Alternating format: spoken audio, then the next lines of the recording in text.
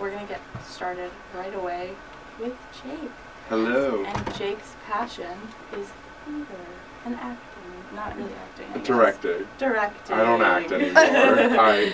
I discovered I wasn't the best out of all the people here, so I took to directing in high school.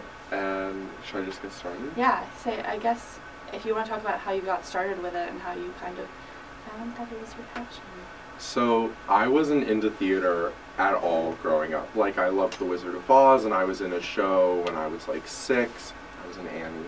And I was Mr. Bundles, the laundryman. Really? And I couldn't wheel Annie away because she was too heavy. So I had to have an assistant come on stage and like wheel the cart away. That's one of those moments that like when a kid says the most traumatic moment of their lives. When Jake Lebowitz could push me as Annie.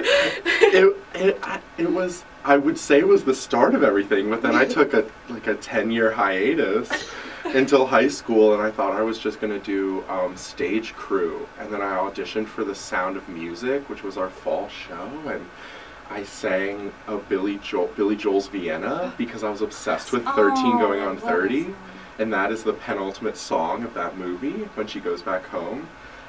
And so I sang that, and I got in. I was in the ensemble. I booked. I was in the ensemble of Sound of Music.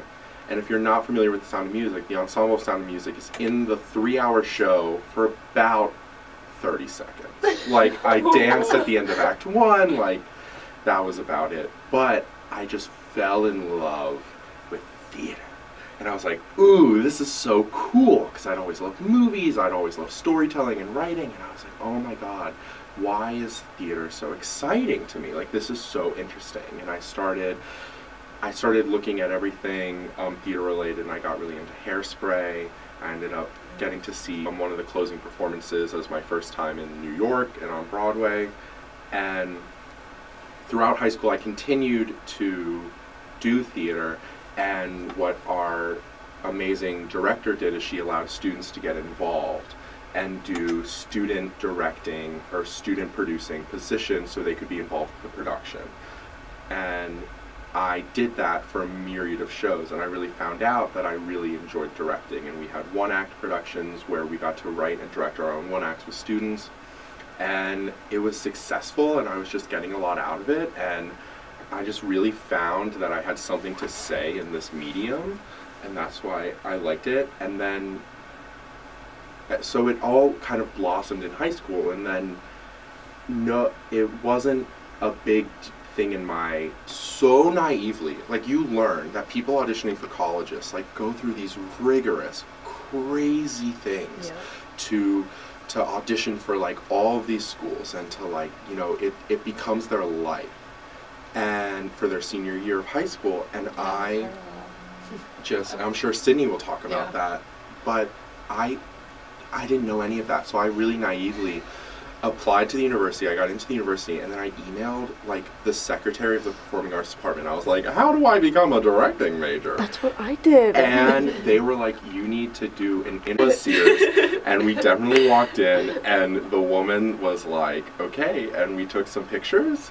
and that, you know, that was my theatrical headshot. If people are interested in seeing it, Noah can post it. I should. That's what what I can do is, for every single week I have a picture with the SoundCloud, like, it's like the cover photo. Oh, like, what if we made that be our cover photo for this week? It'd be iconic. It's It'd be iconic. The funny thing is I don't have a new headshot still. I don't technically need one for my major, but I look very different though. I grew a lot in these 4 years. Up. I feel like everyone glows up when they come to nursing. I guess, how have you been doing that in pace so far? Other than in your major, obviously. The theater department just throws you right in, and you don't get asked to do things. You have to figure out your way to do things. So it's been this never-ending